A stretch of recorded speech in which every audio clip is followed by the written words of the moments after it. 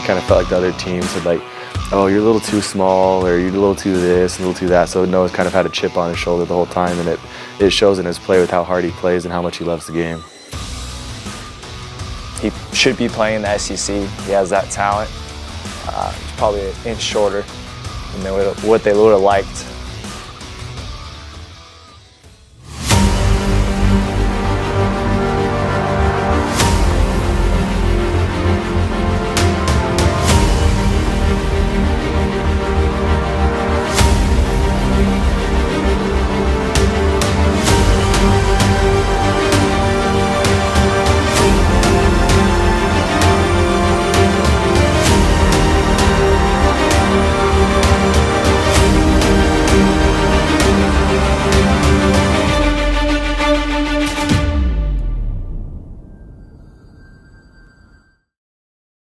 Senior linebacker Caden Ellis and junior offensive lineman Noah Johnson were both named to the Stats FCS preseason All-American team.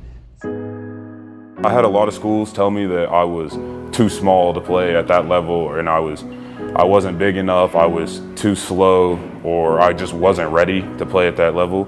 I think it really put a chip on my shoulder when they told me I was just too small to play. I didn't think so. The first day he stepped in, everyone knew how good he was. And then he just got better and better and better. He's definitely grown a lot. He understands the playbook. I know like him playing with Steve, Calvin, and all that, Jordan Rose and all them, his first year really helped bring him along. He was like the young pup in there. You know, we had a lot of seniors. He didn't talk. There's a lot of personality, so he didn't need to talk. And then he's kind of like grown as a leader, grown as a player. Noah's the one I look up to as the leader and stuff like that, because Noah's always doing stuff right. He's always playing hard. He's always playing with good technique, doesn't take plays off, and then he studies the film a lot.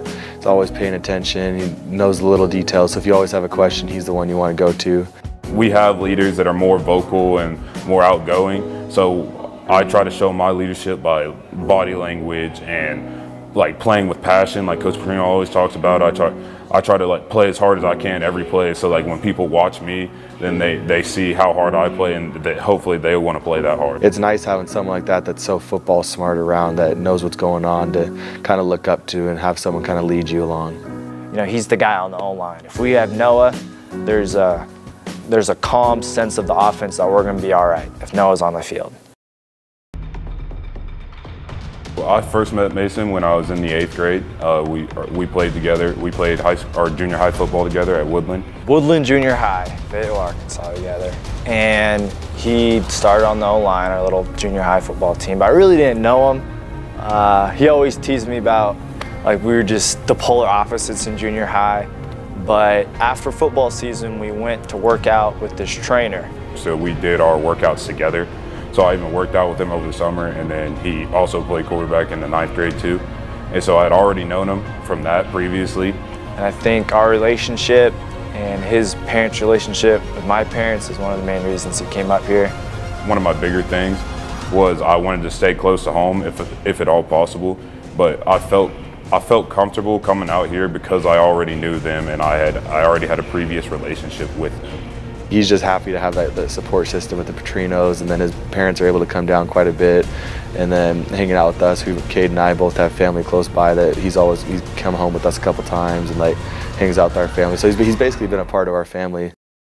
We definitely need a micro pig. I'm telling you, that's what we need. Give me a minute. Yeah, you gonna find one, Brian? All right, dude. Connor, we're getting a pig. People don't really get to see the true Noah, because Noah's kind of hides himself in a little bit of a shell until you get to know him, and then back at our apartment, stuff like that, you can never really get Noah to shut up. Our apartment it's a very competitive and winning culture. We all play the video games, we all get after each other. Noah and Mason are definitely the first two to get the trash talk going. Like, it'll usually start when we'll be sitting there, and then someone will say, pick up the sticks, and then they go grab the controllers and they start playing, and then Noah's standing up and he's flexing over the person he's playing and beating his chest.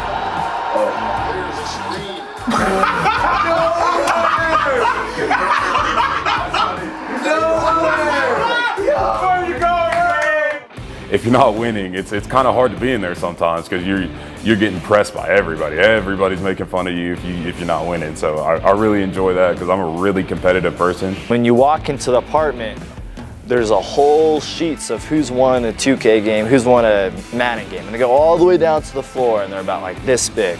Then there's rankings, and then they have a whiteboard with all the records. Then you had the champion. I'll play my little sister in video games and board games, and I'm 10 years older than her, but I still won't let her win, just because I just don't like losing. And one! And one! That's Taylor. That's easy. Now make the free throw. You can imagine 300-pound guys jumping up and down all over the floor. It gets kind of rowdy up there sometimes, but it's a good time. Those are the real MVPs of their complex, be their neighbors. If the opponent we're watching we're gonna play, you know, we'll start just here and there telling tendencies, what they do well, you know, what D-line's playing well. They're all D-line, I'm secondary. And then Cade will come out for a special teams play here and there. But if it's just an NFL game, we just try to enjoy it. One time we were watching a Panthers game, and they lined up in a formation, and Mason goes, I guarantee you they're gonna run it with Christian McCaffrey to the outside. And he got it right. And then he said, all right, now they're gonna throw it to Devin Funchess on like a slant, like down the middle of the field. And then he got that right. He did it like 4 plays in a row. And I mean, it was really impressive, honestly. Mason, I'm pretty sure, watches everything, because Mason will point out like, oh, that coverage shouldn't have worked because they're running this route and the safety messed up here, stuff like that. And so it's fun being around Mason like that, because I've learned a lot of football from Mason, because Mason will point out little things that I've never noticed. And so it's kind of funny, because it kind of shifts of what we're watching, and then Cade randomly interjects like, oh, there's a field goal, let's see how long it is. So Cade, honestly, he's not paying attention much. And then as soon as it becomes 4th down, you know, he calls himself the 4th down quarterback. It's one of the dumbest things I've ever heard. But and so then he'll start tapping everybody, or just start saying, hey, we gotta be quiet. It's 4th down. It's 4th down. There's gonna be a kick. Cade only comes out for special teams plays.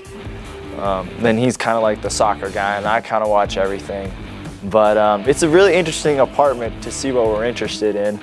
Because, you know, Cade will talk about soccer and get shut up immediately by the 2 linemen. Cade, he sits there and he's playing on his phone, and then it'll be 4th down. He's like, all right, there's a kick, everyone be quiet. We gotta watch the kick. And then he'll watch it, and then he likes Pat McAfee quite a bit, and he'll sit there and make the jokes like, oh, that's good for the brand, or nightmare situation.